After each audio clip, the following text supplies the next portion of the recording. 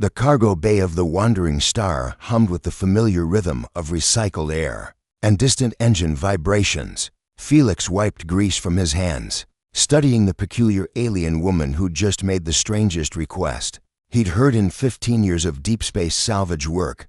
"Run that by me again?" he asked, certain he'd misheard over the ship's ambient noise. The alien who'd introduced herself as Amelia of the Teresian Collective stood with an elegant posture that seemed at odds with her desperate expression. Her skin shimmered with a faint iridescence, and her eyes held multiple pupils that contracted independently in the harsh lighting of his workspace.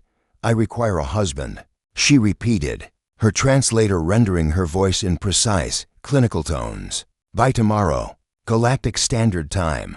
Felix set down his plasma wrench and leaned against his workbench, crossing his arms. "Lady, I think you've got the wrong human. I'm a salvager, not a—" "I am aware of what you are," Amelia interrupted, her secondary eyelids flickering with what his experience suggested was anxiety. "You are Felix Navarro, registered owner of this vessel, unmarried, and most importantly off the Collective's registration grid." That last part made Felix's jaw tighten. Being off-grid wasn't illegal, exactly, but it meant he'd worked hard to stay beneath the notice of the major galactic powers. "How do you know that?" "I know many things," she said, stepping closer. "I know that the Teresian Collective's marriage laws require bonding before one's 25th solar cycle. I know that tomorrow marks my deadline. I know that failure to comply means surrender of my inheritance, my ship, and my freedom to my cousin Zarathus." Her voice cracked slightly on the last word. "And I know that humans have a reputation for creative problem solving." Felix had heard that before. Humanity had joined the galactic community only 70 years ago, and they'd quickly earned a reputation not for superior technology or ancient wisdom, but for sheer, stubborn audacity. Humans didn't follow the rules. They bent them, broke them, and occasionally set them on fire. "So you need a fake marriage," Felix said slowly. "Not fake." Amelia pulled out a datapad, her 6 fingers dancing across its surface. "Teresian law recognizes all legal bonds from registered species. A human marriage certificate would satisfy the requirements.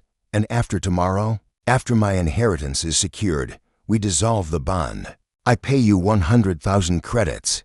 You return to your salvaging. We never meet again." Felix whistled low.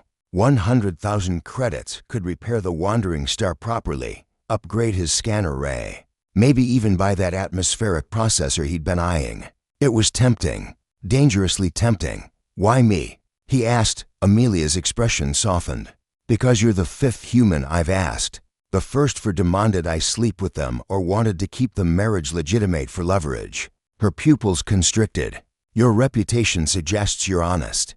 Relatively speaking," Felix echoed with a wry smile. He studied her for a long moment, weighing the risks. Getting involved in alien inheritance disputes was a good way to end up dead or worse.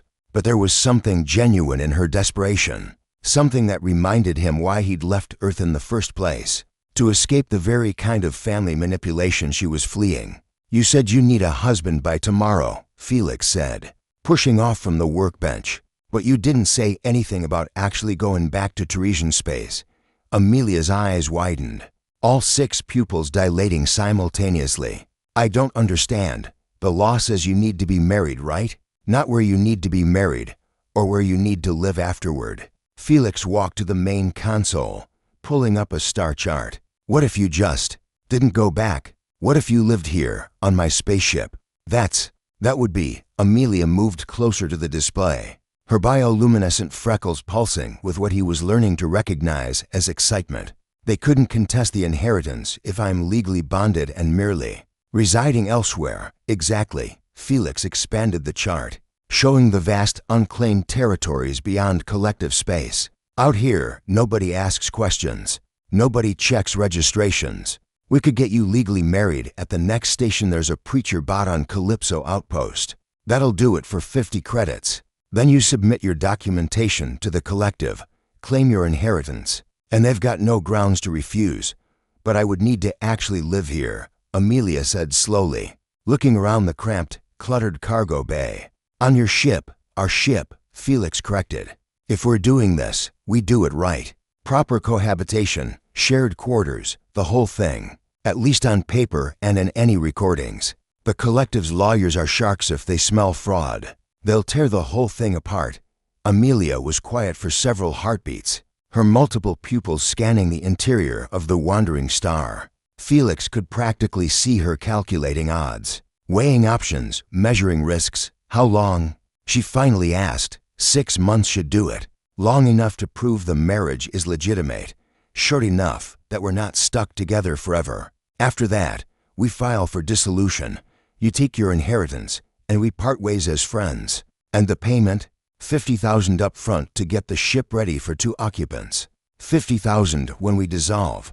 Felix extended his hand, remembering at the last second that Teresians didn't shake hands, they pressed palms, and foreheads together. He started to pull back, but Amelia surprised him by grasping his hand firmly. Humans shake hands for agreements, yes? She said.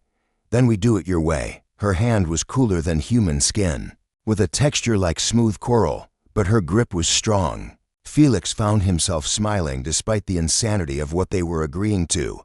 Welcome aboard. Wife, he said. Amelia's bioluminescent freckles flared bright with amusement. Welcome to madness, husband. As they stood in the cargo bay of the Wandering Star, neither of them noticed the ship's AI quietly updating the crew manifest, adding a second name to the roster. Neither of them anticipated the adventures that would come from their arrangement, and neither of them suspected that humanity's reputation for creative problem-solving was about to grow considerably larger. Because that's what humans did best. They found the angles nobody else saw, exploited the loopholes everyone else missed, and turned impossible situations into unexpected opportunities. Tomorrow, they would make it official. Tonight, they had a spaceship to prepare and a future to forge. The stars awaited.